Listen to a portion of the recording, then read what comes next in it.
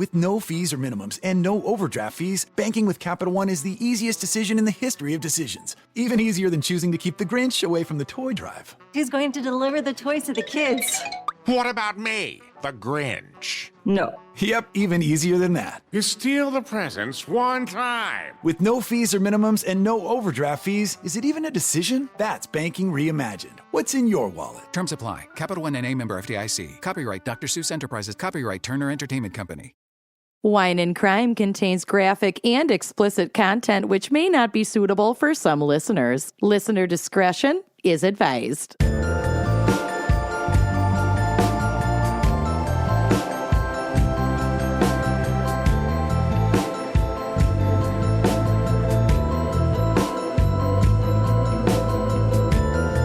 You are listening to Wine and Crime on NPR. I love when we use our NPR On voices. your local NPR station. The podcast where three friends chug wine, chat true crime, and unleash their worst Minnesotan accents. Oh, that was a hard switch. Yeah. I have whiplash. Took me by surprise. Oh, Bill's calling me right now. What can you possibly... Well, he's using my car. Hold on. Oh, nope, he hung up. Why? What's wrong with his minivan? His van's getting an oil change. Zach's getting an oil change today. Yeah. Oh, their cycles are sinking. Make Corey get an oil change today. No, he Text has him right other now. shit to do. He's busy. They're cycling. Oh my God. Anyway. Speaking of men and their cycles, we have a very special fan pick. This Who are week. you? Oh, fuck it. Who cares? I'm Kenyan. You're I'm right. tired. Who cares? Let's just I move have on. Pimple patches all over my face. I'm tired. We need to get to it. All right. My period is out for me. Mm-hmm. Yeah. Ow. I'm just really fucking tired. I'm Lucy. Who cares? Amanda? I'm Amanda. Okay. All right. Nailing it. We are professionals. Mm-hmm. So we have a very special fan pick this week brought to you by our fan picker, Crystal Keisler, or maybe Keisler, our little Keisler elf. Oh, what a cutie. Selecting the topic. And Crystal has selected the topic of golf course crimes. Oh, yeah. The course is an important word in that it's not just golf crimes. Mm-hmm. Well, all of my segment is about golf. Great, because I And- don't get it. Golf courses. Also, golf is extraordinarily boring. Oh my yeah. God. Can you I don't know how you do it. The fact that anyone, sure, Crystal. play it. Okay, fine. Play Crystal. golf. I understand. But, watching it on television? the fact that anyone chose to ever televise golf I don't get boggles the mind. it. Boggled. Completely boggled. It's like, should we televise leaf blowing? Where do we draw the line if we're going to televise golf? You can't see the ball in the air. No. You can't No. see anything. You can't see the ball in reality. I can't. I can never see it. No. Yeah. I can never see You're just it. watching men stand around in khaki shorts. Sometimes women. Yes, very true. And people, humans, in khaki. Khaki doesn't change. And you can't see the ball, and then you're just told where it went and what happened. And we're supposed to just believe you? It makes no sense. It's so fucking boring. Anyway, this episode's going to be great, you guys. Thanks, Crystal. Thanks a lot, Crystal. Good thing we're talking about crimes. Yes, to really bring it back. Although my case is not a crime. You're going to love it. I can't wait. I'm really excited. It's a Golf. real treat. Golf is a crime. Right. So we're So, good. yeah. Golf is the main crime. Also, hi, Kenny. I'm sorry that Your we always father-in-law just loves get you. golf. He loves golf. He's My always working on grandfather a loved new golf. swing. Yeah. I will say I like a driving range. Yeah. Sure. A driving range is fun. I've done that. Top golf is fun. They've got booze. Top golf is fun. Mm-hmm. Is that where you hit it into a big giant net? Yeah, and they give you, there's like lasers like a bar. sometimes. Yeah. And there's a bar. You can just That's drink. cool. You get like like service at your little table at your little station. Anything with bottle service, I'll do. Yeah. Mm-hmm. Yeah. See, Top Golf. Okay. Do they have golf balls that like look like little comets through the air so you can like track where it is? There are green ones, like kind of bright green ones. Like a laser light? At Top Golf, it keeps score for you. So, like the one that I went to fairly recently, you hit the ball out of your little station, you smack it, and then the big open area has like water hazards and like targets that you're trying to get it to. And I don't know how like logistically this works, but it's like there are robots that know where your ball went. So it keeps score for you. Got it. Okay. And you don't have to bend over. You just wave your golf club in front of the machine and the ball like rolls out and then you hit it from there. That, I no hate bending. to bend over, so. I know. that part's nice for I know. sure. I'll do a mini golf. Like I one love mini every golf. 7 years. Like locusts. Love mini golf. I used to go mini golfing for my birthday every year. We go, when we go to the beach and go to the Jersey Shore, we go mini golfing. That's So fun. not all golf is horrendous. No, Yeah. just the golf that we know and love televised as a professional sport. competitive golf Standard is golf. very dumb to me. Terrible. In my humble, not so humble opinion. Okay, You've never had a humble opinion in your No. life. I don't know her. I don't know her. So anyway, Amanda, what's our wine crime pairing for golf course crimes? Well, our wine crime pairing is a golf lover's dream. Scotch. Oh, I wish. Was We'll also get to the recommended by Crystal. Oh, is there like a whole golf Yeah. scotch? Great. So today we're drinking the Three Majors 2016 white blend by our dear friend, professional golf professional Jan Stephenson. Jan Stephenson Gould. I was gonna say, isn't that character? Jan Stephenson Gould. Oh, so Serenity good. by Jan. Serenity by Stephenson. Jan Stephenson. Three Majors by Jan. This is a stunning white blend that combines three of our absolutely fave varietals. So I'm going to read the description because it's, golf adjacent and there's a golfer on the label and it was made by a golfer. A golf gal. Like the three major championships, this blend of three varieties is a winner. I love your golf voice. You sound like a golf announcer. Yeah, that's the point. I've been practicing. This white blend, consisting mainly of Viognier, is ripe with fruit but holds enough freshness to leave the palate craving another sip. The fruit itself was picked earlier to ensue brightness and acidity in the wine. The initial hints on the nose show of lush lemon meringue and hibiscus becoming more intense with every swirl. When the first sip is every swished swing. with every swing.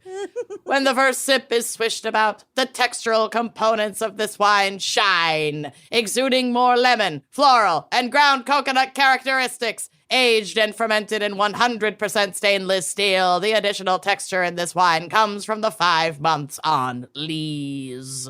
It sounds like you are describing a lush golf course like in Hawaii. Yeah. You're like lush grass texture and coconuts.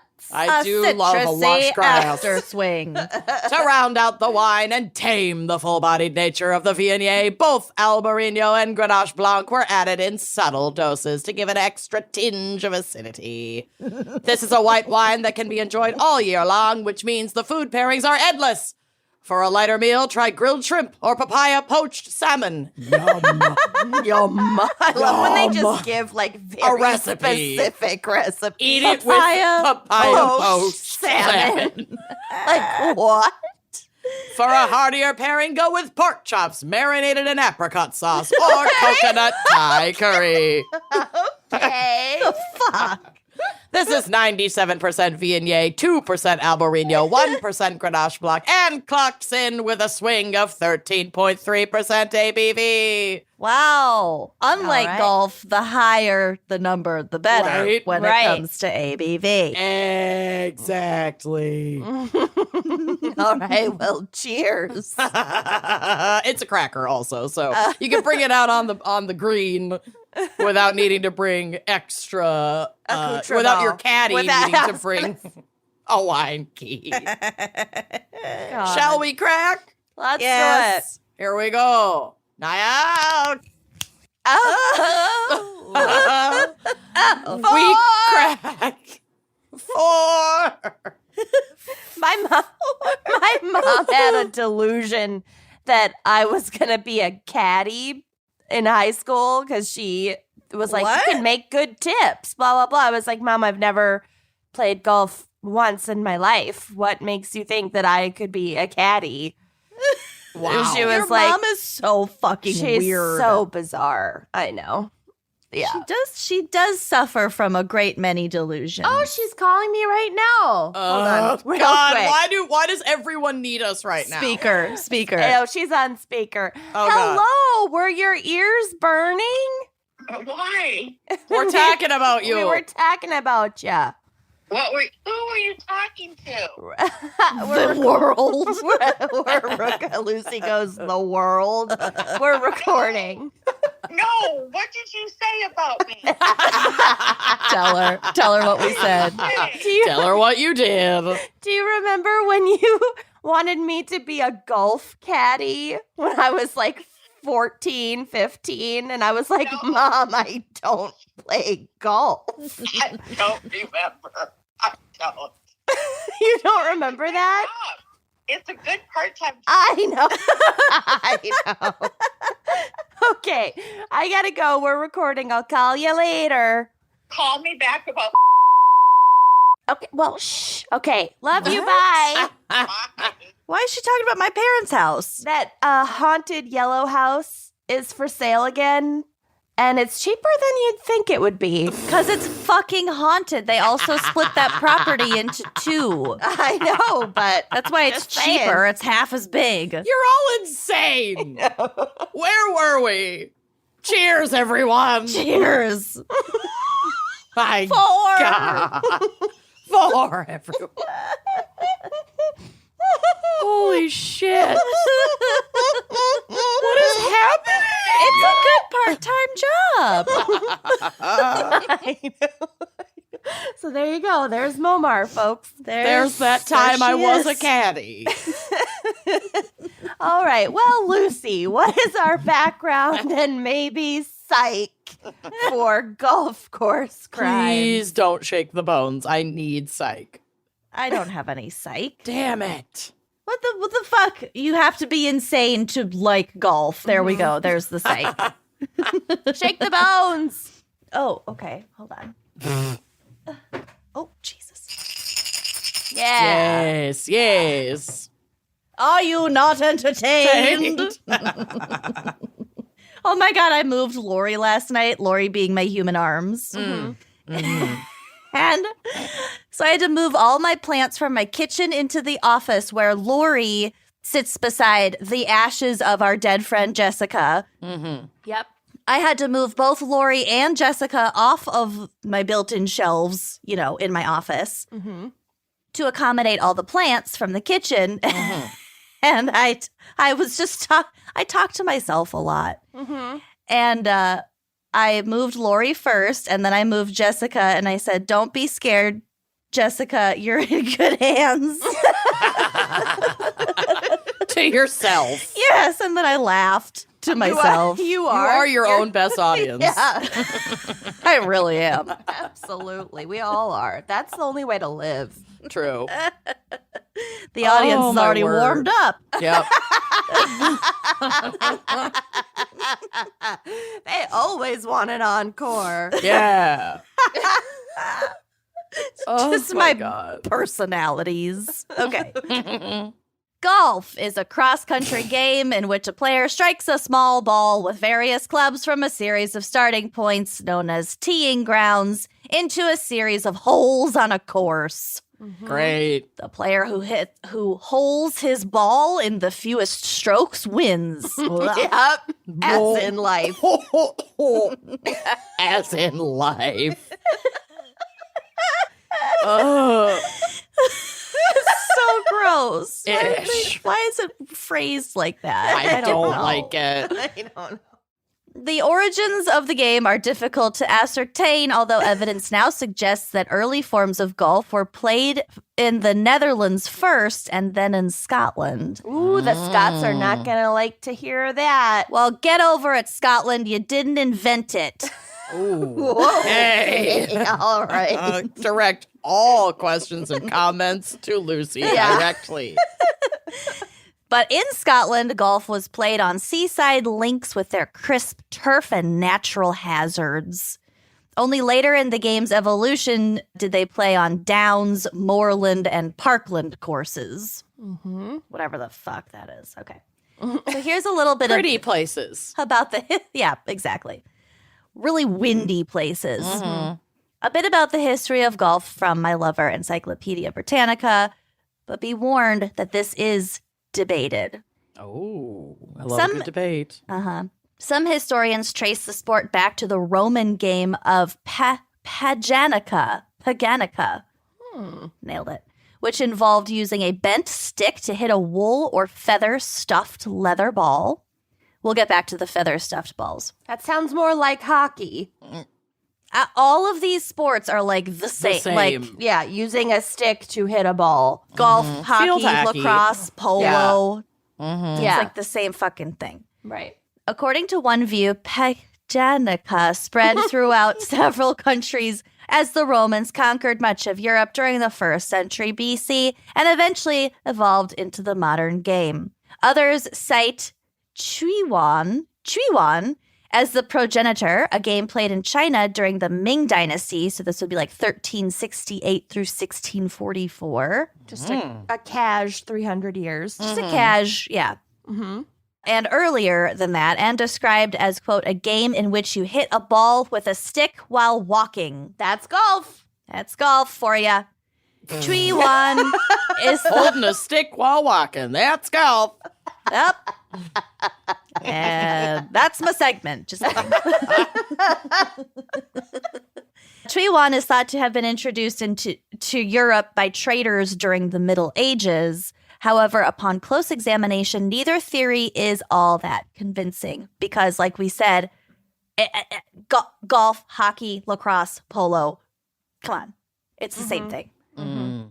As early as 1819, the English traveler William Owsley claimed that golf descended from the Persian national game of shogun, the ancestor of modern polo. Again, Which all the sounds fucking same. oddly like Chuiwan. Chuiwan, shogun, yeah. She gone. She gone. You hit the ball and she gone. Exactly. Oh my God. So fucking stupid. We're basically anthropologists. Yeah. She Figured it out. She gone. Keep up. Later, historians, not least because of the resemblance of names. Oh, so I'm not smart. Okay. I thought You're smart. I picked up on it. You're smart. You're smart. Well, historians are also smart. Okay. Okay. We can all be smart. So they later considered the French cross-country game of Chikan, another one, to be a descendant of shogun. In Chikan, a ball had to be driven with the fewest possible strokes to a church or a garden door. Oh, Okay. man. Oh, my Specific. God. Got it. Yeah. I think that sounds kind of quaint, like your little village. Like you just play golf, like, like around the village. I think it's kind of cute. Yeah, you gotta get it around town, and that's the end point. To the garden door. This game was described in the novels of Émile Zola and Charles Doulin, where it went by the name of Chole. Chole bit my finger. Ouch, Chole! I'm fucking delusional. All of us are just like, where are we? What's happening? It's hanging on by a thread. It still hurts. It's still hurting. It's still hurting. Oh. Chole! Everybody younger than us is like, what the fuck? That was like the first meme. It was like the first viral video. It was like the first TikTok. Yeah. It was a long time ago. Okay, so Chicken closely resembled the game of golf. Kolf. Okay. That's a joke. No, it's not. There's no way there's a sport closely related to golf called golf. Well, there's frolf. It's no. Golf. The golf is in the pudding. I swear to God, golf. Cover your mouth when you golf. Which is absurd. So stupid. It gets dumber. This sentence gets dumber. How? Okay, so chicane closely resembled the game of golf, which the Dutch golf historian J.H. van Hengel believed to be the earliest form of golf. Oh, you don't say. Give one reason why. Many traditions surround the game of golf. Golf. One relates that it was played annually in the village of Loenen, Netherlands, beginning in 1297 to commemorate the capture of the killer of Floris V, Count of Holland and Zealand, a year earlier. Okay. What? Oh These my are just, God. you've just made all of this up. None of this is real. This is medieval Mad Libs. Yeah. It totally This is. is just, none of this is real. No evidence supports this early date, however, Yeah, and it would seem to be a clear anachronism. Based on the evidence, it may well be that golf came into being only a little before the 15th century. It may be conceived as a domesticated form of such medieval games as football, in which the size of the goals and the ball was radically reduced, and in which, as a consequence, the element of violence has to give way to the element of skill. What is this? A football for ants? It's like a football for ants. Oh, my word. So stupid. So dumb. Okay, even though we don't know exactly where golf originated, we do know that it wasn't 15th century Scotland, which is what a lot of people believe. This rumor began because of it's so dumb. Golf. 3 Scottish acts of parliament in the second half of the 15th century, basically all outlawing golf and football because they were unprofitable.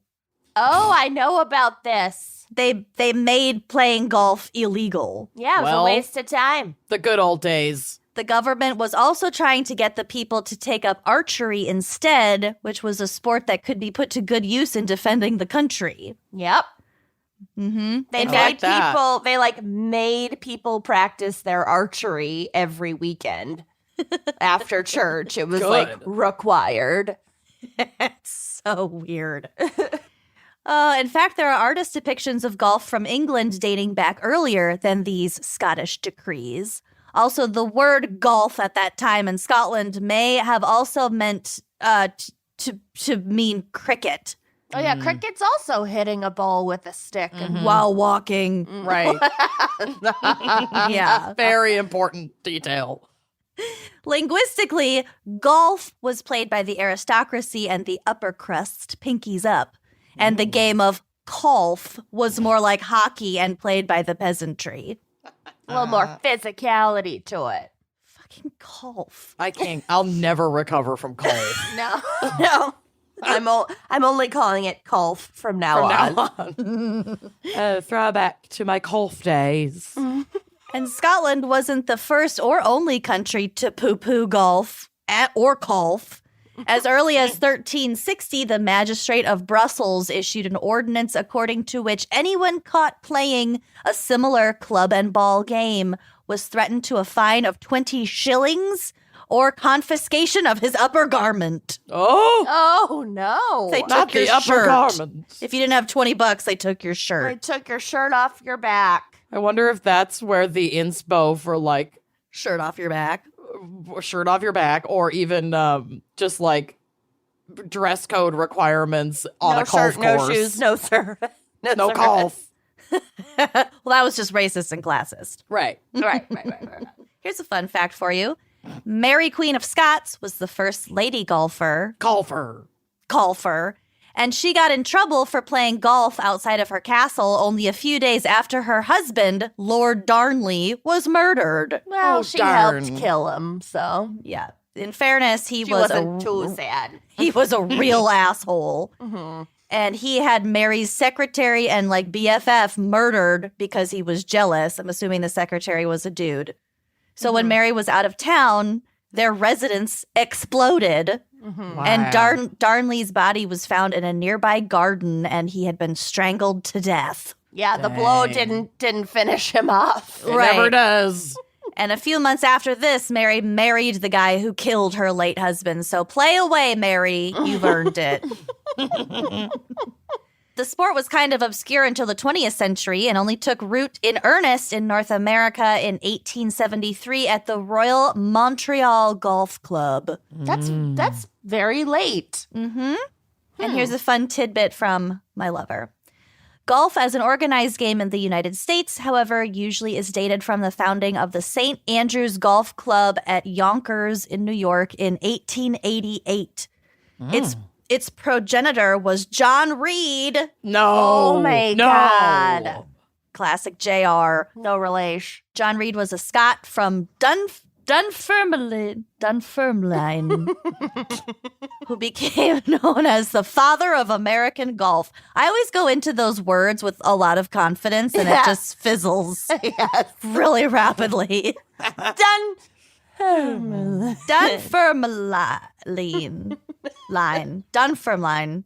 Oh, that sounded good. Dunfermline. I'm I don't know done if it's for right, this. but it sounded good. She gone.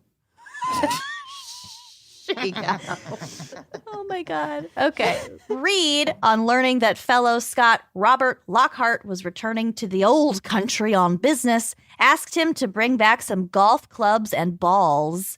So he did this, and then Reed and his friend John B. Upham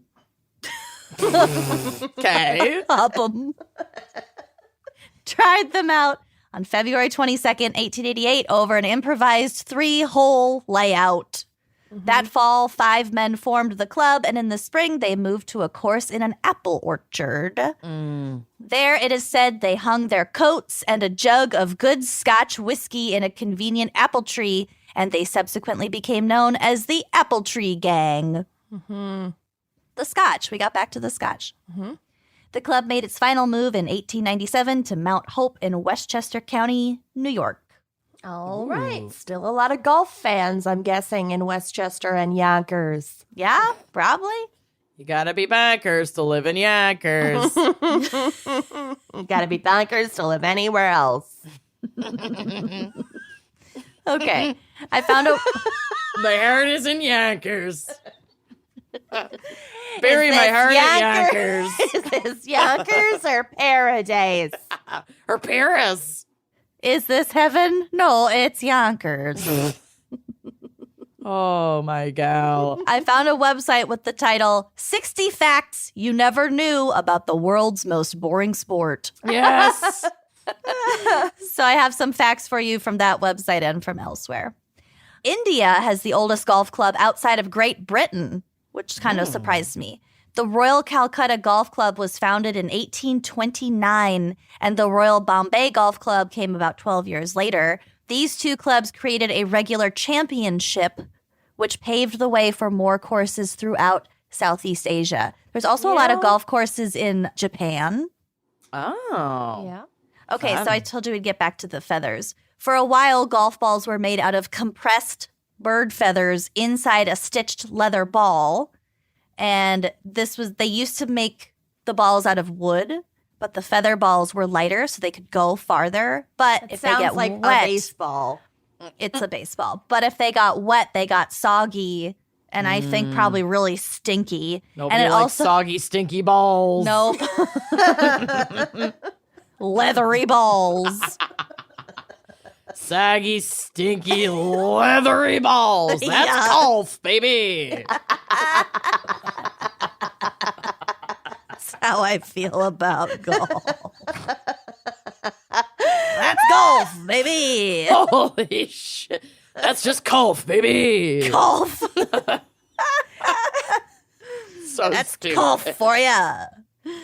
Okay. There's somebody out there who is Screaming? This is their first episode that they've ever tried, and they're just like, what? That's golf, baby. That's just golf, baby. Okay, it took these. If you love youngers. What? I've never been Wrong to with us today? Yonkers, so We I are don't get so it. fucking slapped.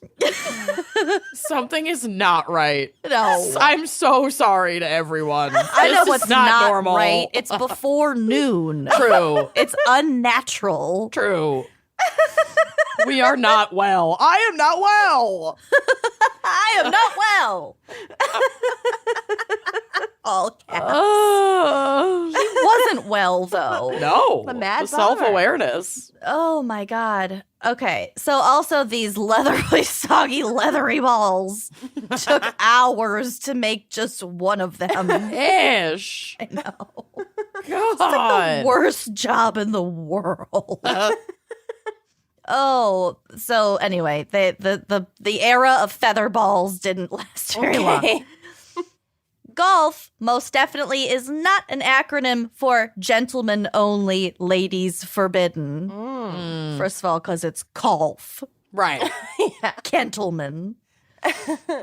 But women were definitely not taken seriously in the sport until at least the mid-20th century. The Royal Liverpool's Club refused entry of Sir Henry Cotton's wife into the clubhouse in the late 1940s, and the secretary of the club released a statement saying, quote, "No woman ever has entered the clubhouse, and praise God, no woman ever will." Oh my God. Praise God. Yeah. And these adult men took themselves seriously, not realizing that you're literally creating like a tree house. I can't. No girls allowed with Yeah. a Z. He-man woman haters. Yeah. God. So like a year later, the Ladies Professional Golf Association was formed. So Also, I mean, just the anti-Semitism, the racism. Yeah. it's a lot. Oh, we'll get to some of the racism. Oh, I'm sure we fucking will. We always do. We always do. There's always time to get to the racism.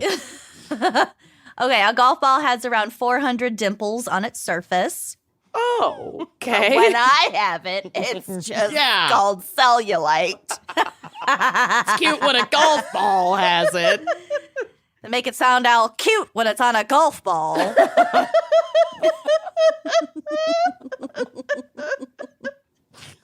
We all have acne scars, okay? I can't stop crying over how stupid we are. We're so fucking stupid. It's unbelievable how stupid we are. So stupid. Unbelievable. My next line says, "The world's longest hole, LOL, is almost 1,000 yards long." Oh, man. My 1,000-yard hole. And it's in Japan. Wow. I didn't know Japan was that big to have that long of a hole. Good for them. If you were to walk from hole to hole for 18 holes on average, you'd walk about 4 miles. Now we're going to welcome special guest Paul Holes Saying hole a lot. to round out the segment. Round out. Golf was the first sport played on the moon. Can't think of any other fucking sports that have been played on the moon. What? And then the ball increased in speed endlessly until it careened toward Earth. Hurtled straight towards Earth. And that's the backstory of Armageddon. It all circles Picked back, up baby. space dust over time. There's golf in Snowballed. Armageddon too. He drives balls off of the Maybe drilling ship, The oil ship. the rig ship. Maybe that was a reference to astronaut Alan Shepard. The writers were smart enough for sure for that. Yeah. That was intentional. Explain the animal cookies scene then. Listen, no one can. It can't be explained. My feelings on Aerosmith did a 180 just because of that scene. Which way? The bad way. Okay. Oh, boo. Okay, astronaut Alan Shepard swung at 2 golf balls on the moon using a custom 6-iron club. Shepard claimed that the golf ball had gone for miles, but he just couldn't see it. Yeah, nothing would stop it. Where No would one it can ever see it. If it has since landed in a crater called the Javelin. Great. So Okay. it landed eventually. It didn't make contact with Earth. Okay. There's like a little bit of gravity on the moon. Yeah. Right. Yeah. A golf ball travels farther in the summer than in the winter because of the density of the air. As if you had to be told not to go play golf in the winter. On Well, the moon. Not everywhere is as bitterly cold as True. where we're from. But that's what affects the density. Right. And my last fact, in general, a golfer has about a 1 in 12,500 chance of scoring a hole-in-one during a game. So, like, it's not gonna happen. Yeah. Good But luck. also, that's better than I would have thought. I mean, it's I not guess. impossible. Yeah. Kind of. Alan Shepard got a hole-in-one eventually because his hole was really fucking big. Was Oh, the wow. javelin. Wow. Huge hole. He definitely didn't hit it more than once. And if you have a hole called the javelin, write to us. Right to your doctor. Wow. All right. Well done. Thanks. I did the best that I could with what I was given. Friggin' incredible. This is the best day of my life. All right. Well, let's hear a quick word from our sponsors. Let's do it. Gifts for dads that you don't know what else to get them. If you consider yourself a planner, then you might be the type of person who budgets for major expenses years in advance, or even proactively downloads a bunch of podcasts, maybe like this one, before you head out on a trip, because that's exactly what I do. But if you know that you want kids one day, how are you supposed to go about prepping your body for that ahead of time? Well, let me tell you, Modern Fertility can help you start doing just that right now with their prenatal multivitamin. The Modern Fertility Prenatal Multivitamin is packed with 12 essential nutrients recommended by OBGYNs to support your body before, during, and after pregnancy. The whole 9 yards. 9+. It's vegetarian, it's gluten-free, there are 0 preservatives or filler ingredients that you don't need, because when you're trying to get pregnant or when you are pregnant, you're really aware of what you're putting in your body, and you can really trust what Modern Fertility is doing for you in that sphere. So Modern Fertility balanced iron and other nutrient levels to keep your tummy happy, and they infuse every capsule with a hint of citrus to make each serving go down extra easy, because the last thing you want to do is make yourself even more sick. The prenatal multi also comes with a free, beautifully blue reusable glass jar to keep your monthly refills in, and each month's shipment of new capsules comes in just the pouch to cut down on packaging waste, so harming the environment is not something that you even need to worry about. Your prenatal multi-subscription gets you 60 capsules per month for $30, but right now our listeners can get 30% off their starter kit including 1 month of capsules and a free glass storage jar at modernfertility.com/gals30. That's modernfertility.com/gals30. That's GALS30 for 30% off your Modern Fertility Prenatal Multivitamin Starter Kit. Again, that's modernfertility.com/gals30. And treat yo bod. When it comes to weddings, there are moments you'll always remember, and it's not just about walking down the aisle or cutting the cake, those super photographable moments. There are a million little moments that really stick with you, and those are the things that you want to remember the most. Like, I don't know, the cute little flower girl dropping all of her petals, coming down the aisle. Or when the father of the groom bursts into tears and can't actually finish his speech, because that happened at a wedding that I was in recently, and it was the cutest thing on the planet. But in all the moments leading up to your wedding day, here's the most important thing to remember: Zola. So whatever kind of wedding you're planning, Zola.com is the one place to start. They've got your back with all your wedding needs. That's why over 1 million couples have planned their weddings with Zola. It is unbelievably simple. Everything is all in one place. If you're looking for a wedding venue, Zola will give you personalized recommendations. If you are trying to set up an amazing gift registry, you'll find everything you need, from classic cookware to cash funds. Who doesn't need cash? Zola can even help you create stunning save the dates, invitations, and a matching wedding website. I have attended several weddings where the couple used Zola to plan for it, and as the person getting married, it makes a big difference, but also as just a guest browsing through the website. If you have questions, you can set up like a Q&A, like, are kids invited? Probably not. What do I get this person? Oh, here's this gorgeous gift registry. Weddings can be expensive, but planning with Zola never is. All of their planning tools are completely free to use, like a free wedding website that's home to your gift registry, which, by the way, comes with free shipping and returns. And it's not just free, it's risk-free. So get free personalized samples of your invitations so you can try them out before you buy them. And of course, free envelopes and guest addressing. People forget about guest addressing. If you don't have a service to help you through it, it can be a major pain. So bless Zola. Whatever your style or budget, Zola has you covered, so you can think less about the million things you need to do and more about those million wedding moments that you will always remember. So if you're planning your wedding, here's our tip. Start with Zola. Go to zola.com/gals today and use promo code SAVE50 for 50% off your save the dates. Zola is the one place to start for your wedding day. That's zola.com, ZOLA.com/GALS, code SAVE50, and treat your wedding. Are we ready for my case? Oh, Never. yeah. Nobody dies. Yay! But Oh, God. What a win. it does. After the bakery episode, I just wasn't done with like funny mafia names and types. Okay. Oh, A2 bananas. Your best material comes out of your mafia stories. I know.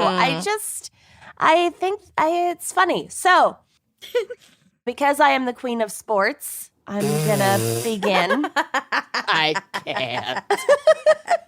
Sport. I'm the queen of sport. Phil Mickelson, who often goes by the nickname Lefty, despite being naturally right-handed, which I did not know. Okay. This was almost one of my fun facts.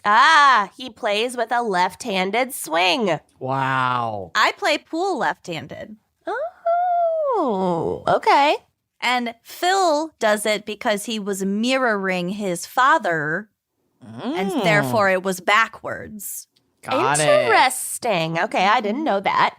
Well, Phil Mickelson is widely considered to be one of the best golfers in the world. And his golfers are very deep. He has spent more than 25 consecutive years in the top 50 of the official world golf rankings. And just this year, Top golf. Bless you.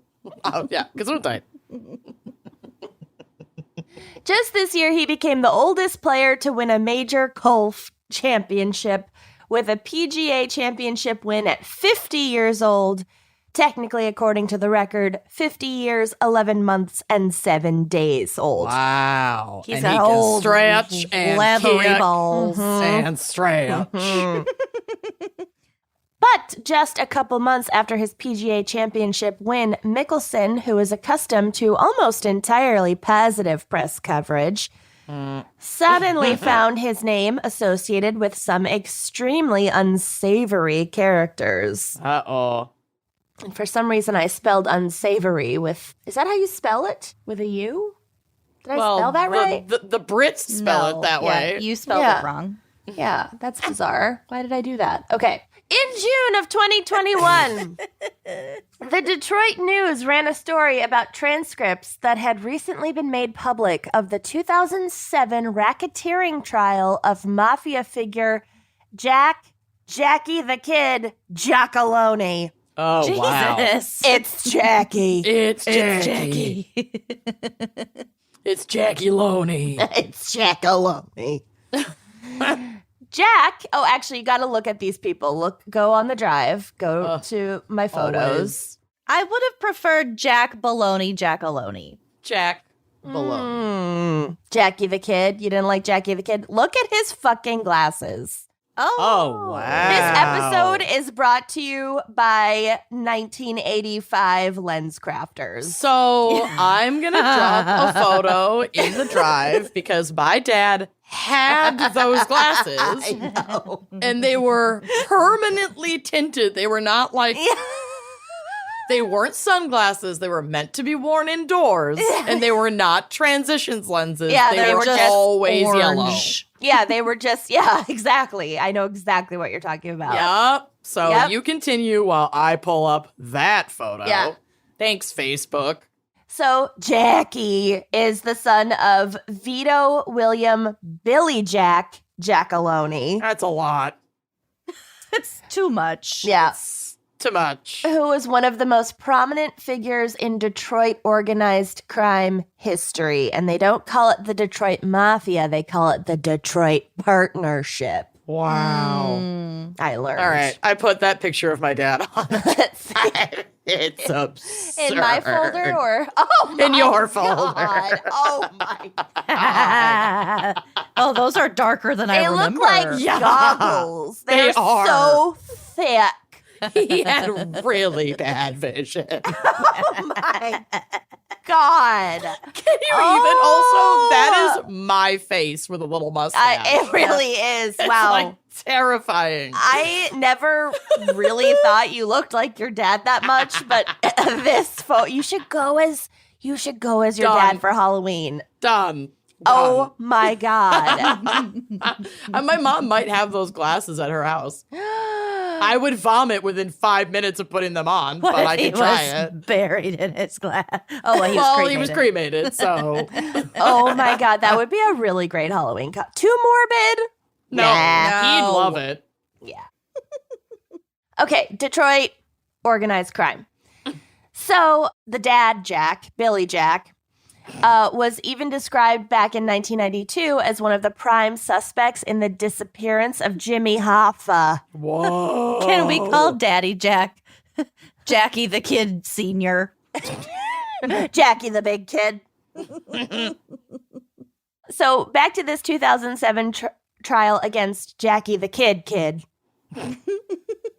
A different man named Don Dandy DeSerrano, or Dandy Don. Cicerone on the rock. I actually have a friend whose last name is Serrano, so I'm going to give her shit for this. So he was testifying as a government witness in exchange for immunity. He was a rat, a snitch. Mm-hmm. So DeSerrano himself had quite the reputation. He came from a wealthy Detroit family that actually made its fortune legitimately by manufacturing nuts and bolts for automobiles and like other machinery. And, you know, Detroit, Motor City, whatever. So they made like bolts. some little car part, but they had to make it for like every fucking car. And so they had a ton of money. So he didn't need to get involved with the mob, but Dandy Don had some predilections. DiSerrano had served in the Army as a young man before returning home to live off the interest of his $4 million trust fund. Must be hard. Yeah, rough. And he liked to show off his wealth. Scraping by. Yeah. Favoring flashy outfits, usually including an unbuttoned shirt and a gold necklace. Classic. Love it. Classic look. Driving a patriotic fleet of red, white, and blue vintage Thunderbirds. Yes. Very Dwight Schrute. Yes. But his flashiness was mostly an illusion because Dandy Don was terrible with money and was usually bankrupt. Color me shocked. Mm-hmm. Eventually, he made his way to Vegas, so you know things are about to turn around, where he worked as a host for Hilton Hotels and Casino and then as a bookie on the side. Oh my God. Wow. And he was known for betting big, but also losing big. Uh-oh. I'm getting heartburn. I know. His losses usually averaged between $300,000 and $500,000 a year. Oh no. Losses. Ouch. Yeah. Ouch. What the fuck? I know that gambling addiction is a disease, but like, I just don't get it. It's still scary. That's a scary thing. It's all scary. I'm scared. And he was also a known associate of several prominent organized crime figures, because when you're gambling and losing that much money and you're working as a bookie under the table, you're going to get involved with some shady shit. Yeah. So as one assistant U.S. attorney put it, quote, he came from a family with a lot of money and he lost a lot of money to mob guys and other people in gambling. He dealt with these people on a regular basis. Not the life that I want. No. Too much heartburn. And so in 2007, he was called upon to testify about Jackie the Kid Giacalone's involvement in a gambling ring. And because the feds probably had some other shit on Dandy Don, he was like, yeah, okay, I'll testify for immunity. There was nothing like especially remarkable about his testimony. It was pretty standard, like mafia associate turned witness stuff for like a racketeering charge, you know, kind of cut and paste.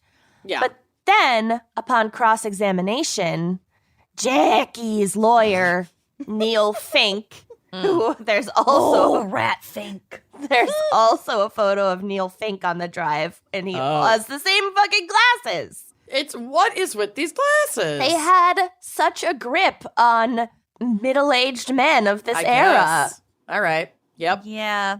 Yeah. So Neil Fink, important Detroit lawyer, didn't just represent mafia folks, also did like murder big name trials. Okay. So this lawyer surprised everyone by bringing up a very unexpected name for a trial that had thus far dealt with just shady underworld mafia characters. Fucking golfer Phil Mickelson gets brought up at trial. Oh my God.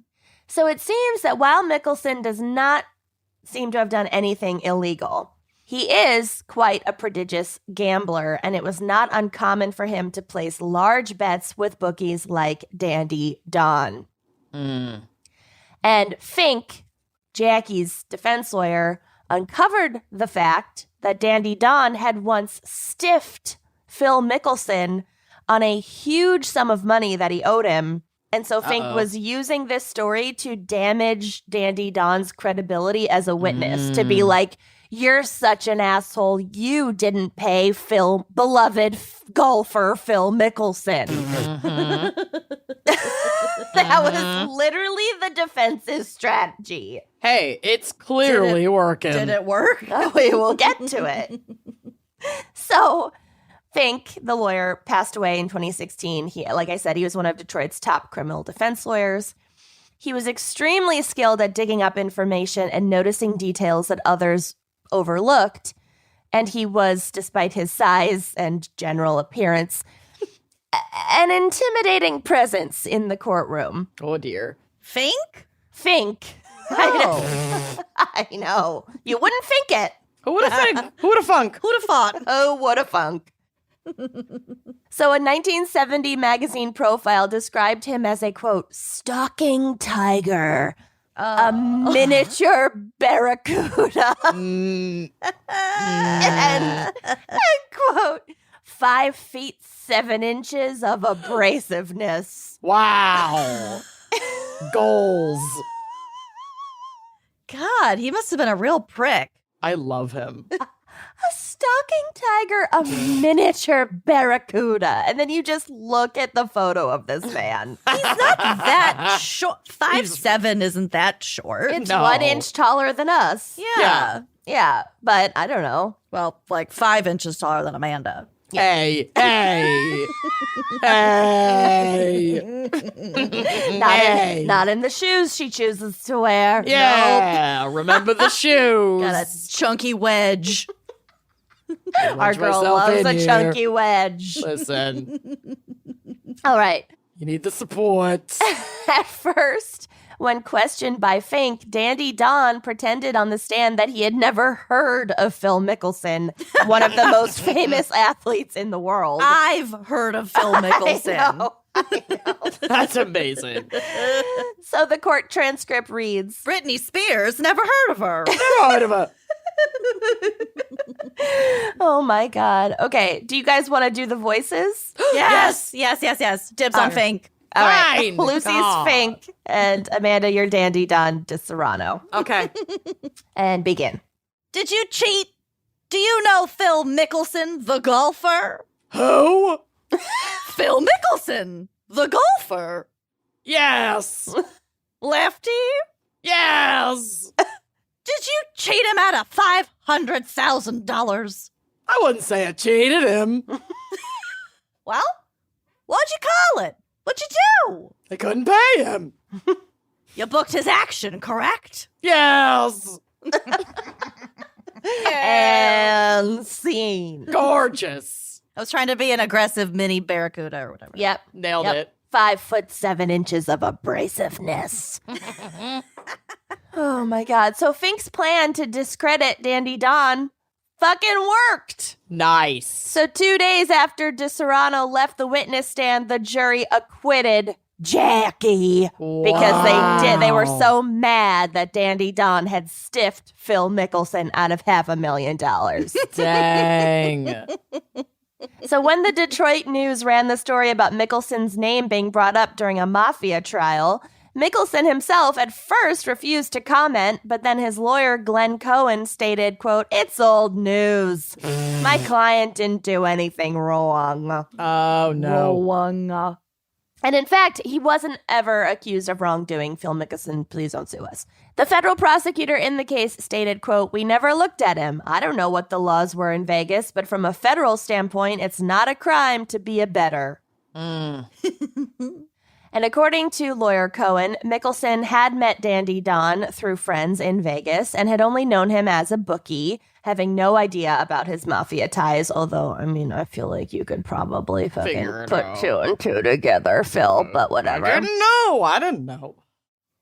Quote, Phil and a bunch of his buddies back then were betting on sports, and Phil was the guy placing the bets.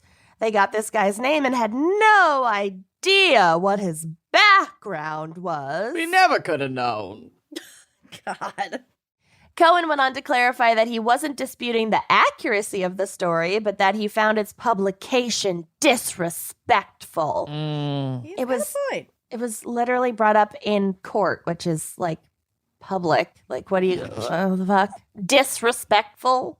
Especially as Mickelson was planning to travel to Detroit to compete in a charity golf tournament. Yeah, I can't be bad. Clutch My husband and I gave money to pearls. Colin Powell. Yeah, exactly. Aren't they all charity tournaments? Yeah, I know.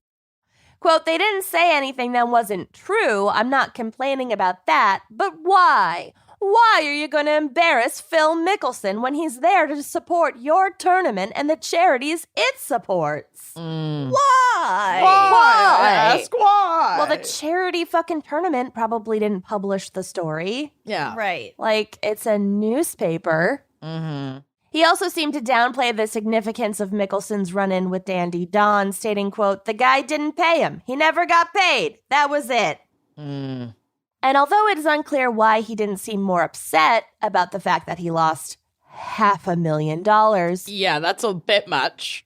placing such a large bet would not have been outside the norm for Mickelson, who loves to gamble and has the money to do it. Mm. According to Forbes, he has earned more than $94.6 million from tournament wins alone, Dang. and almost $800 million from endorsements. Wow. Jesus. We are in the rang business. Yeah, so $500,000, he's like, whatever. Yeah. Wow. Yeah. We should probably take up golf. Yeah. I Time to feel start we learning could- how to I golf. feel like we That's could catch so up. boring At now. 34 and 35 years old, we have plenty of time to become Who's 35? professional golfers. Get 35 Well, like- out your mouth. Okay, well, Your filthy mouth. You I'm are so 1 sorry. month younger than me. True. I keep forgetting Scott's not in the room with Yeah. us. He's the old one. But Old although leathery balls. Soggy swinging balls. But although Mickelson seems to have been pretty chill about not getting his money, when he finally did comment on the Detroit news story, he was incensed. Oh, no. He didn't comment through the media, but went on Twitter to post a statement explaining that he would never again play golf in Detroit as a result of the newspaper article. Wow. Ouch. It's a big statement.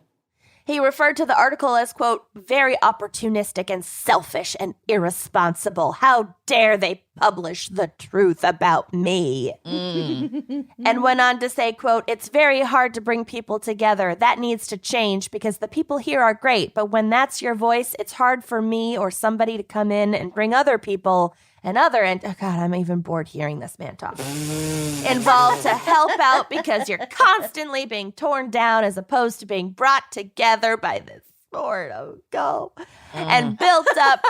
It was so much effort for me to be here. Oh yeah, it was so much effort for you to be in Detroit. It's so Take hard. my private jet to Detroit. Yeah. And to have that kind of unnecessary attack, not that I care. He literally said, "Not that I care." That's embarrassing. It happened. That is embarrassing. Where's his PR guy? I know. It happened 20-something years ago. It's just the lack of appreciation. Oh, it always is. How God, dare get the over Detroit yourself. newspaper, right? I don't see that happening. I don't see me coming back. Not that I don't love people here. They have been great, but not with that type of thing happening. Fucking free press. A group of bored people listening just went, "Okay, bye." Yeah. And this was not actually the first time that Mickelson had been implicated in a financial scandal. In 2017, Phil Mickelson was also revealed to have had ties to another well-known Las Vegas gambler named William "Billy" Walters. There's a photo of him on the drive as well. Good old Will Bill. Oh, Will Bill. Oh, Will Bill Wall. Willy Billy Wall. Willy Billy Wall. Bill that wall. No. Willy Billy Wall was convicted of insider trading, conspiracy, securities fraud, and wire fraud. And as part of this case, it was revealed that Mickelson had once owed him nearly $2 million in my gambling God. debts. Dang. And that Walters had, quote, helped Mickelson earn $1 million in stock trades to help pay off his debt. Sure. Sounds like some fishy white dude shit. The SEC, though, ultimately concluded that Mickelson had done nothing wrong, but he was ordered to repay the money that he had earned from the trades. So he owed $2 million to the gambler, and he had to pay back the $1 million. So really, this whole fucking case is just about Phil Mickelson having way too much money and losing it in stupid ways to bad people. Pretty much. And that is my case. Wow. Fucking Phil. Unbelievable. Jesus. Yeah. Well done. There you go. All because he can hit a ball into the javelin hole. Well, With his teach left hand. you. Mm-hmm. Teach you to hit the jav hole. Get your head out of my Anyway, hole. get your head out my hole. Should we hear a word from our sponsors? Sure. Yeah. Golf Monthly, Golf Quarterly. So we've got some friends who are parents, and they are struggling with schools, sending their kids to school. It is really hard to tell whether your kid is getting the one-on-one teaching they really need to reach their full potential. And in a classroom with dozens of kids, teachers just don't have the time to customize their approach the way that you as a parent might really want for your kid. So at Baiju's Future School, students receive personalized attention and a world-class learning experience completely online to supplement their in-person school education. So Baiju's Future School offers small group and one-on-one learning. They are committed to helping students become creators and shift from passive to active learning while building skills that they will use for the rest of their lives. Baiju's Future School is the leading online learning platform revolutionizing education for millions of students worldwide. Students receive personalized attention with live access to a teacher in a one-on-one or 1-to-4 setting. So if that's personalized. That's as personalized as you can get. And they'll have fun learning and exploring subjects with an interactive, activity-based curriculum that inspires their creativity and sparks a lifelong love of learning. This is the kind of learning that kids actually want to do. It's not just sitting at a desk, memorizing things, listening to a teacher drone on and on to a class of like 30 or 40 kids. This is like interactive, engaged education. Baiju's Future School currently offers coding and music courses for grades 1 through 12 and math courses for grades 1 through 8. I was horrible at math just because I could do it, but I just learned it in a different way than the teacher was teaching it. And actually, my dad taught me math. He was my one-on-one tutor, and I still use some of the tricks that he taught me, but that just goes to show that not all kids learn the same way. So it's really important to give that personalized education, and it really inspire kids to keep learning for the rest of their lives. At Baiju's Future School, students receive personalized attention from world-class teachers who are trained to address their unique learning needs, no matter the subject they're learning. Baiju's math and music courses help build a foundation of knowledge and self-confidence, and with their coding course, students explore the fundamentals of coding through their favorite games like Roblox and Minecraft. I'm old, and even I've heard of those, so your kids definitely have. So join the millions of parents who want a better learning experience for their children.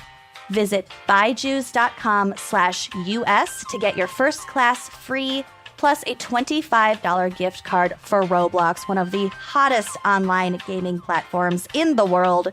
That's BYJUS.com/US. FrameBridge makes it easier and more affordable than ever to custom frame everything that matters without ever leaving the house, our favorite activity. From art prints and posters to the photos just sitting on your phone, you can FrameBridge just about anything. This holiday season, FrameBridge is the perfect way to give the gift that they'll actually want to receive. It's so personal. Don't just give slippers again, give them something special, something only you could give. This year, gift better with FrameBridge. So here's a reminder of how it works. Just go to framebridge.com and upload your photo, or they'll send you packaging, very sturdy, trustworthy packaging, I might add, to safely mail in your physical pieces. Preview your item online in dozens of frame styles and gallery wall layouts. Choose your favorite or get free recommendations from their talented designers. I have gone that route before, and the piece that I ended up with, it was so unique. It was not something that I would have picked out myself. Their stylists, their designers they're on point. The experts at FrameBridge will custom frame your item and deliver your finished piece straight to you or anyone on your list. A handcrafted, personalized gift from FrameBridge starts at just $39, and all shipping is free. Plus, our listeners will get 15% off their first order at framebridge.com when they use our code WINECRIME. Order online at framebridge.com or stop by a Framebridge store to work with the designer in person if you're in New York, DC, Atlanta, Philly, Boston, or Chicago. I just got a gift for my mother from Framebridge. Last summer, Kenyon and Amanda and Scott and Blortney and all of our moms were all together, and me and my mom. And we took just the cutest little kind of candid mother-child photo. It's just so nice, and everyone's smiling so big, and it just captured the moment, and I love it so much. I have it saved in a favorites folder on my phone, and I was like, you know what? This needs to go on a wall. So within minutes, I had it all ready to go. I expect it any day now because they're so fast. I love Framebridge. So get started today. Frame your photos or send someone the perfect gift. Go to framebridge.com and use promo code WINECRIME to save an additional 15% off your first order. Just go to framebridge.com, promo code WINECRIME. One more time, framebridge.com, promo code WINECRIME, and treat your walls. We've shifted how we work and we learn, but sometimes it just feels like the world is changing faster than we can keep up with it, but also at the same time, like, time moves at a glacial pace. Like, days fly by and minutes just drag on forever. It's kind of gnarly. I don't love it. It's definitely something that we're all kind of adjusting to together. And Talkspace Online Therapy can help you manage stress, process significant life changes, and more, so you can feel less overwhelmed and a little bit more in control of, like, yourself and your life and your relationships and, like, the passage of time. We know that you are going to love Talkspace because, again, you don't need to leave your house. The worst part about going to see a therapist, in my opinion, is just that, going to see a therapist. You gotta get dressed, you gotta put on a bra, you gotta get in your car, you gotta wait in the lobby. It's just not great. And it's also not on your own time. So that's why we love Talkspace. You can send your therapist a message anytime. They have designated office hours, so they will get back to you in a timely fashion. It's a real person. It's a real professional. You're getting real help. It's just on your own terms. So Talkspace is ready to help you start feeling better with a single message. Set goals with your Talkspace therapist and develop techniques to cope in difficult times. Talkspace offers individual therapy, couples therapy, and, I love this, medication prescription services. There's a reason why they're the #1 online therapy platform. There are thousands of licensed therapists available for you to match with across dozens of specialties, including anxiety, depression, relationships, and more. So if you need a little support to help you through the end of the year, or if you want to start building towards a better upcoming year, Talkspace is here to help. Match with a licensed therapist when you go to Talkspace.com and get $100 off your first month with promo code GALS, GALS. That's $100 off when you use code GALS at Talkspace.com, and treat your brain. Are you ready for my case? Maybe. I mean, you're not. You're going to love it. So this topic is perfect for a quote-unquote case I've been wanting to cover for a little bit, but it isn't a criminal case, but rather the case for turning the Hiawatha Golf Course here in Minneapolis into a public sex forest. Oh! I didn't know that this was a movement. It is. If you live in South Minneapolis like I do, you may have come across the occasional yard sign or posted flyer that reads just that. Make the golf course a public sex forest. And I am here to shed light on this ever-growing movement and give it the support it deserves. Do you have such a yard sign? I don't have it, but there are photos of it on the drive, and I will be acquiring one. Sugarcoat it. So the campaign started as many campaigns start, with a proposed change met with community opposition. Why? Well, we'll get to it. Several years ago, as the Hiawatha Golf Course was already in decline, the city proposed closing it for good and transforming the vast 18-hole space into a public park. A lot more holes. Lot more holes. From Minnesota Monthly, quote, the course has been losing hundreds of thousands of dollars annually over the past decade because of declining use, although a surge in rounds played during the pandemic netted almost $250,000 in 2020 and a projected $300,000 in 2021. Right. Laid That's out not over sustainable because people gotta work now. Exactly. Laid out over swampland and downstream from the Minnehaha watershed, the Hiawatha Golf Course flooded in 2014 when record rainfall shut down the course for months and the back nine until 2016. So the back nine was literally shut down because of water for 2 years. Oh my God. Okay. The park board estimated the ensuing repairs and lost revenue cost $4 million. Oh. Jesus. So it's not great. Or as Phil Mickelson likes to say, I don't know. It's just a couple $1 million. Yeah. Closing or reducing the size of the golf course is a controversial proposal, however, because of the golf course's roots in Black history.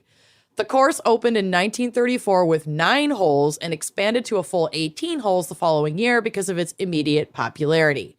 I'm going to read this next part from that same Minnesota Monthly article because they did a way better job rounding all of this up than I ever could. So here we go. Quote, while the city's other municipal courses lost money during the Depression, Hiawatha remained profitable. It had quickly become popular for its location. It's literally like 5 blocks from my house. It's like right in the city. For its location and character among local golfers, including those in the Black community like Solomon Hughes. Born in 1908 and raised in Gadsden, Alabama, Hughes learned the game by caddying for white players at the local country club. He learned well, developing a sweet swing and playing professionally on the, quote, Chitlin circuit. Again, these are all terms that were like, this is what from 1908. Yeah, tournaments were called in the 20s. Right. Sponsored by the United Golf Association. The UGA was founded in the 1920s for Black professional golfers because the PGA, Professional Golf Association, which ran the country's major tournaments, had a Caucasians-only policy. Jesus Christ. Hughes, at 26, won the UGA's National Negro Open. Again, that's not what it would be called today, but that is what that tournament was called and how it's referenced in the article. He befriended heavyweight champion Joe Louis, an avid golfer, and gave lessons to another boxing champ, Sugar Ray Robinson. Wow. I love Sugar Ray. Every morning. He looks great for his age. He looks different. With hopes of landing a position as a golf pro in the North, Hughes moved his family to Minneapolis in 1943, but he discovered that de facto segregation spurred by latent prejudice pervaded the Twin Cities. Still does. Yep. We were not like an officially segregated city, so we just did it in a real, like, undercover, but not at all undercover way. Yeah, sneaky. It was Yeah, just just a a sneakier sneaky, way. but very apparent. At Blatantly the same time. sneaky. So this continues to say racial covenants and redlining had corralled Black residents into neighborhoods in North Minneapolis and its near South Side. Some restaurants and churches refused them entry. Public pools restricted access, as did University of Minnesota dormitories and movie theater balconies. Physicians feared treating Black patients because they were worried it would stigmatize them as a, quote, Black doctor. Jesus. Yep. Private and public clubs did not want a Black golf pro, so Hughes took a job as a Pullman porter for the Great Northern Railroad to support his growing family and gave private golf lessons on the side at Hiawatha, the course closest to his Powderhorn home, end quote. And notably, Hiawatha Golf Course was one of the only courses in the state at the time that allowed entry at all to Black people. So that's why he would go there. I didn't realize that the U of M dorms were segregated.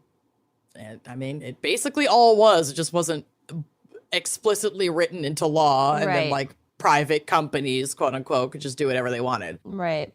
The community of Black golfers grew in and around Minneapolis, with large UGA tournaments being held. And while the golf course itself remained open to the public regardless of race, membership to the private golf clubs at all golf courses remained restricted to white people only.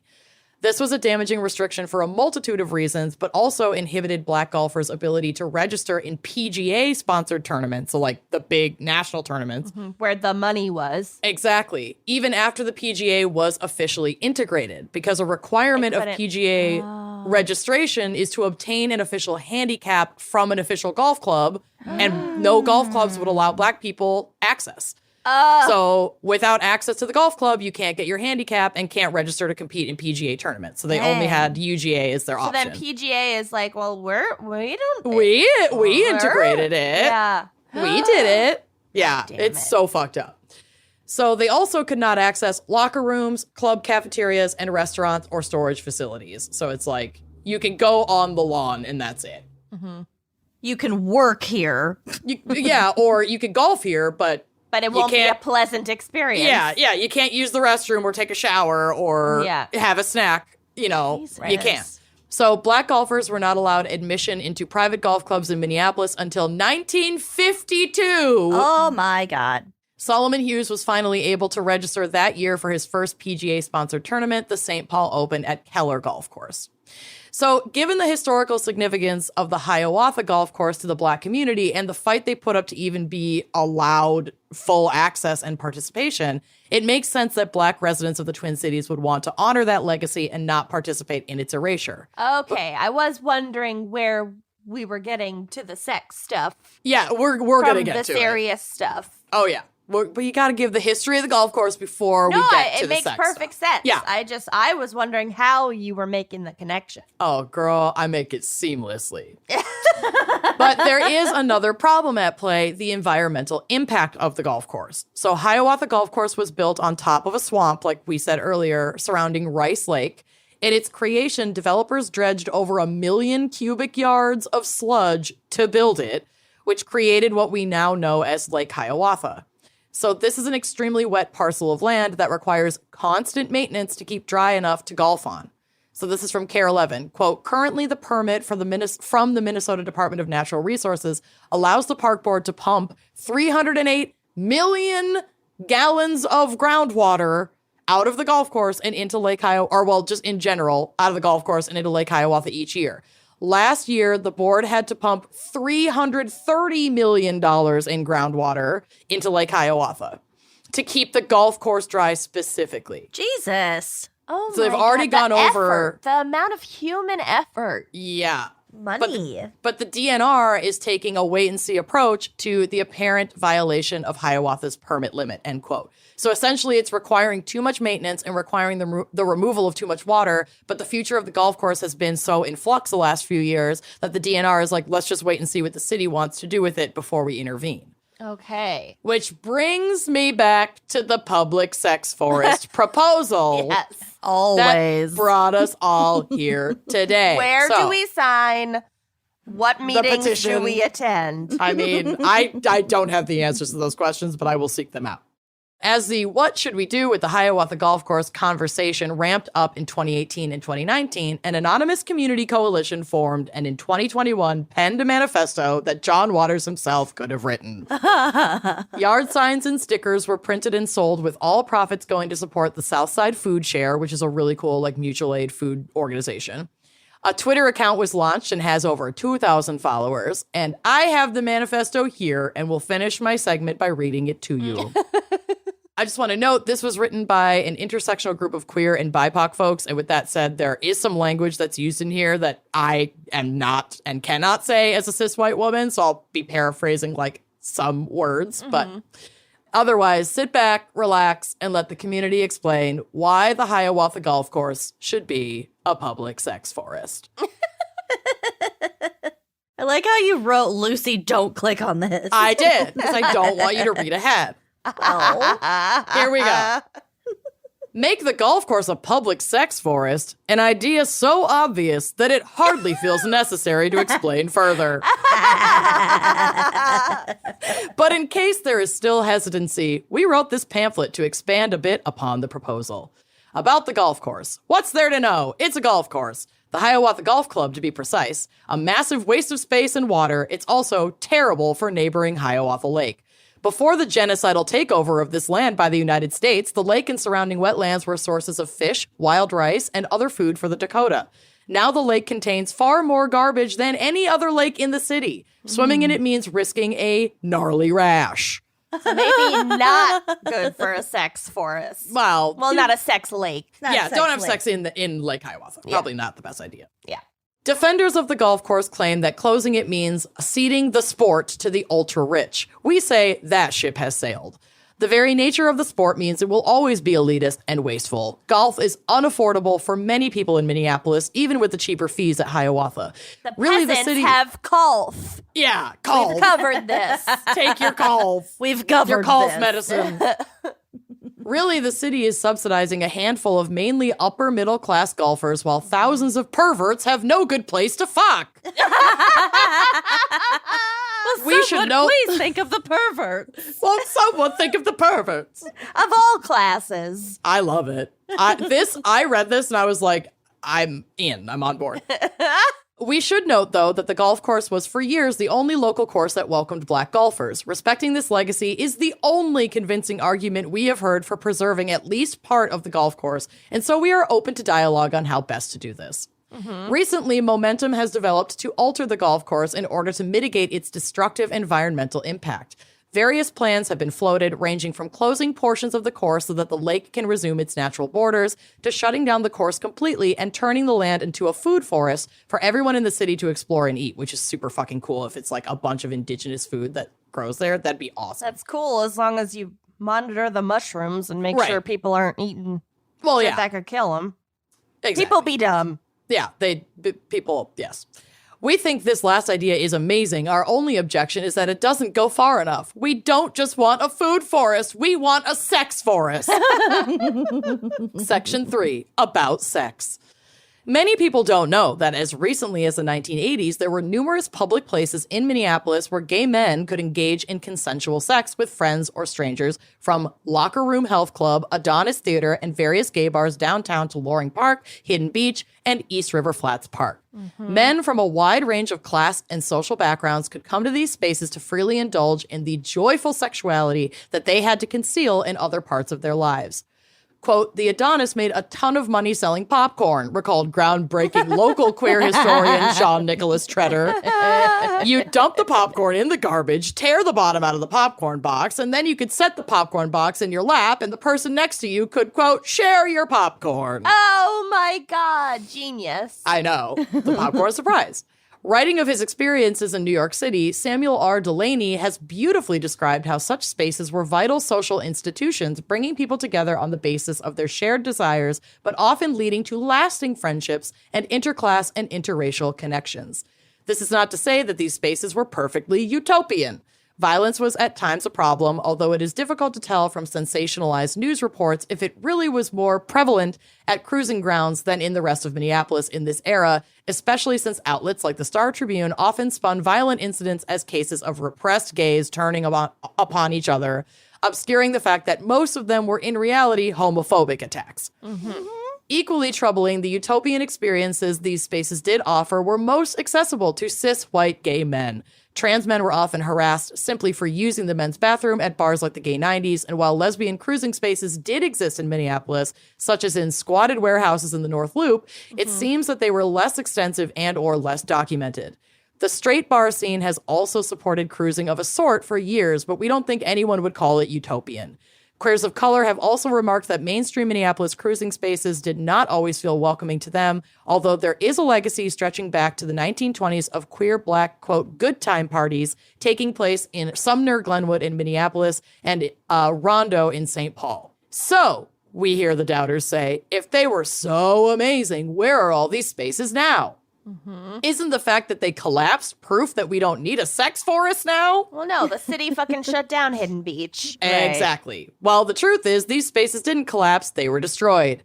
In the 1980s, those in charge of the city ramped up their efforts to eradicate gay debauchery and gentrify the downtown corridor, where many of these businesses were located. Bars and theaters that hosted gay cruising were forced to either close or yuppify. Aggressive police patrols brutalized and arrested those cruising in the parks. At the time, the beach at East River Flats Park, south of the Franklin Avenue Bridge, was likely the most active cruising ground in the city. In 1981, the city spent $176,000 on an access ramp down to the park for cars. ostensibly to facilitate trash collection, but in reality to allow police to drive down and attack queers having sex. Yeah, because they're not going to bother getting out of their cars and walking. Yeah, I know. This was justified with typical rhetoric about how gay people having sex in the typically deserted park was unfair to families that never fucking go there. Yeah, what about the children walking around at 2 a.m. in the park? Right. They'll be traumatized. In a secluded park, not visible to the public eye, without a clear path to even get to it. Oh my God. Quote, we can't let any section of city property be the domain of just one group, remarked Tony Bouza, chief of MPD at the time. We're going to have to make it usable for all segments of the population. Yeah, I'm sure that's really the foundation of the equality is what you want, Tony Bouza. Totally.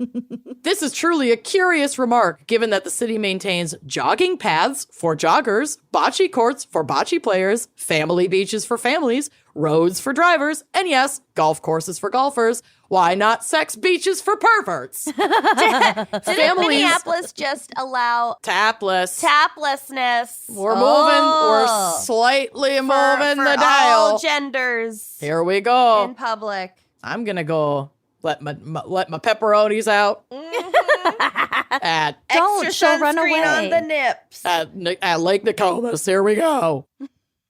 Families and people who don't want to see public sex could easily avoid these spaces, and freaks could flock to them. One would hope that Bouza would at least be consistent in advocating for the closure of all single-use spaces, starting with the golf course. But the fact that he now writes a regular pro-cop column for local newspaper Southside Pride, the main outlet of the, quote, save the golf course contingent, makes this unlikely. The city's efforts at exterminating gay sex only accelerated with the advent of the AIDS epidemic. Quote, public health was a ready-made excuse for officials bent on destroying queer culture. Tragically, the closure of the gay bars and baths most likely had an accelerating effect on the AIDS epidemic, as many of the cruising spots shut down doubled as key social spaces that would have facilitated education and outreach about ways to slow the spread of the virus. With these hubs shattered, queer sexuality was driven further into the shadows, where the epidemic raged through our communities and killed thousands who did not have to die. Now, despite the undeniable ways in which queers are stronger and more free than in those days, the vast majority of cruising takes place on apps like Tinder, Grindr, and Lex. While these apps have their uses, it's clear that they reinforce social divisions along lines of race and class more than in-person cruising does, and generally leave us all anxious and frustrated much more often than they satisfy our needs and desires. It's clear what we need. A sex forest. Also, it's not like it's particularly safe to just go meet a stranger, off the internet. I mean, at least in the sex forest, it's a group hang for the most part. Right. Yeah. So this is the last section about the sex forest. The sex forest will be whatever we dream it into being. The sex forest will be for F-word slurs and fairies, D-word slurs for lesbians and sissies, e-girls and femboys, criminals and normies. The sex forest will be for sex workers and people who have no other place to stay. There will be free lube and fisting tutorials, classes on how to beat up lovers, and classes on how to beat up rapists, because there is a difference. Oh, like between good the king, good beat up. Correct. Like consensual. Exactly. In the fall, we'll build saunas in which to sweat and fuck the winter away. There will be gardens exclusively for masturbation and glades reserved for tea and non-white lust. No single group will be in charge of the sex forest, but long-standing kink and leather organizations will collaborate with loose crews of anarcho-feminists to ensure that dungeon monitors / pleasure lifeguards are on hand to ensure everyone's boundaries are respected and kick out jerks. I love this. I know. You'll recognize the pleasure lifeguards by their matching black assless chaps. Mayor Pee Pants, Jacob Fry, will not be invited, but piss players will be welcomed with open arms. Mayor Pee Pants. Lil Nas X will play a free concert with Lavender Country opening. Weird sculptures will dangle from the treetops. People will come just to meditate or take a walk. You'll run into old friends and it won't be awkward. Or maybe it will. There will be gangbangs for those who want to be gangbanged, and gentle hugs for those who want to be gently hugged. No! You'll finally be able to bring to life that fantasy where scores of passing strangers spit on you while you're tenderly edged for hours by a loving mommy dom. Sounds real good. Specific. I'm into this. Not against it. Specific. The abundant space for outdoor play will help us survive the next pandemic with our sex lives intact. With the wetlands restored, we'll skinny dip in the lake without fear of E. coli. Well, I mean, to each their own. It's not forced. no, It's an I option. mean, maybe a little fear of E. coli. Yeah. Mosquitoes will devour our exposed flesh. Yeah. Aftercare will include rubbing salve on each other's bug bites as the Cocteau twins waft from speakers disguised as mossy boulders. You'll have to check your phone at the entrance. You'll stop by for a quick blowjob on the way home from work. You'll get lost in pleasure for hours at a time, surfacing only when you realize how hungry you are. Someone will always be grilling something tasty. And that's why it should also be a food forest. Yep. Doesn't No have to be one or perversions. the other. Exactly. We can have it all. No perversions will be judged, not even vanilla heterosexuality. Good, because we Yeah. have been judged for that. Yes, we're oppressed. None of the problems that prevent us from being sexually, emotionally, and socially fulfilled will be solved by the sex forest. To repeat, as we can't emphasize this enough, the sex forest won't solve the myriad issues of consent, patriarchy, white supremacy, and economic exploitation that prevent us from living satisfying lives and having satisfying sex. That's work we have to do together. However, the sex forest will give us room to experiment with solutions, something the rest of the cityscape sorely lacks. Abuse and violence thrive in privacy. Bringing our sex into the open to share with those who wish to share it won't in itself stop abuse, but it might make it possible for us to recognize, address, and heal from abuse. The sex forest is coming. We can't wait. And so are we. Yes. Isn't that amazing? Pro sex forest. I know. Like, I so- love the sex forest. Across the street from my house in Louisville is like a site that is going to be developed into something TBD. Start your local movement. I'm gonna. Yeah. It Get it. was going to be a farmer's market, but now I No. think I have a new mission. Public sex forest. And you have that huge front window, so you get a front row seat I whenever know, you big want. screen TV. Mm-hmm. Anyway, I hope you're inspired. I And am. that's my case. And this Nice. episode absolutely went in the direction that everyone thought it would. Yep, 100%. All right. Well done. Thank that you. one where the gals go on a rant about a sex forest in South Minneapolis. Yeah. Oh, golf crimes. All right, got it. All right. Well, thank you to our fan picker, Crystal Kiesler. Mm-hmm. Yes. I'll give you the keys to the sex forest once it's prepared. All right. Well, we'll see you talk to you next next week. Bye-bye. Thanks for listening to Wine and Crime. Our cover art is by Kala Yip, music by Phil Young and Corey Wendell, editing by Jonathan Camp. Check out our website and blog at wineandcrimepodcast.com. You can also follow us on Facebook, Twitter, and Instagram at Wine and Crime Pod. If you have questions, answers, or recommendations to share, email us at wineandcrimepodcast@gmail.com. Episodes are available on Apple Podcasts, Stitcher, Google Play, basically wherever you get your favorite podcasts. And if you like the show, please rate, review, and subscribe on Apple Podcasts. It is the best way to spread the word. If you'd like to show your support, visit our Patreon page to keep this podcast and the wine flowing. Cheers!